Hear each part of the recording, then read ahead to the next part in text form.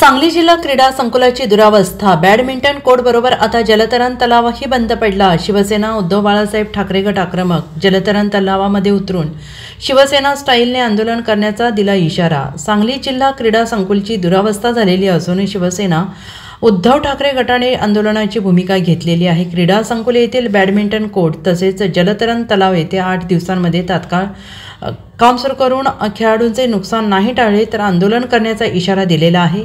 शिवसेना उद्धव ठाकरे गटाचे शहर प्रमुख चंद्रकांत मेंगुरे यांच्या नेतृत्वाखाली शिष्टमंडळ आज सांगली जिल्हा क्रीडा अधिकारी यांची भेट घेतलेली आहे।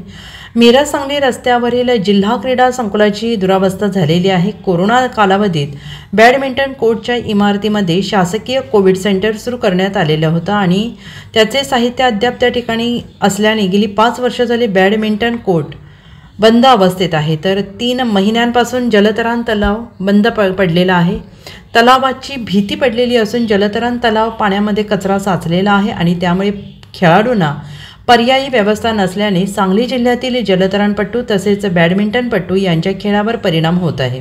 त्याबरोबरच क्रीडा संकुलाचा उत्पन्नाचा मार्ग बंद झाल्याने शासनाचे आर्थिक नुकसान होत आहे। 3 वर्षांसाठी जलतरण तलावाचा ठेका देवा स्विमिंग इन्स्टिट्यूट हरियाणा यांना देण्यात आला आहे।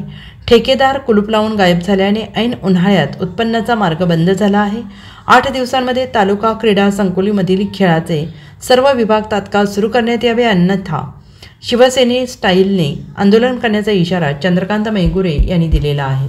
जिल्हा संकुल क्रीडा विभागाची पाहणी केली असता बॅडमिंटन विभाग असू दे, जलतरण विभाग असू दे, अनेक विभाग या स्पोर्ट्सचे इथे आहेत, परंतु ते चालू नाही आहेत। प्रत्यक्षात सगळे बंद पडलेले आहेत। जसं बॅडमिंटनचा जो विभाग आहे त्यामध्ये कोविडचं किती वर्ष झालं तिथं सामान पडून सुद्धा ते अजूनपर्यंत तसंच पडलेलं आहे।